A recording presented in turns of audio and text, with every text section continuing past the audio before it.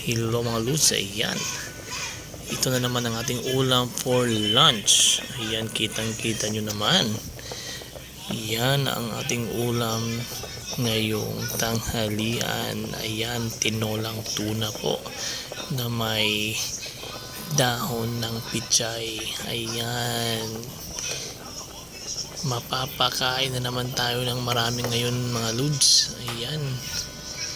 Tuna for lunch. Ayan, pagkatapos lagyan natin ng spring onion. Ayan, happy Saturday mga loads.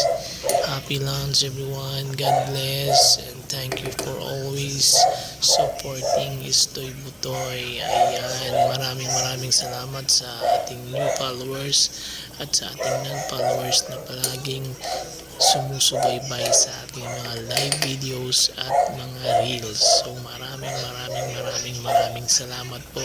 Ingat po kayo. God bless. Bye bye.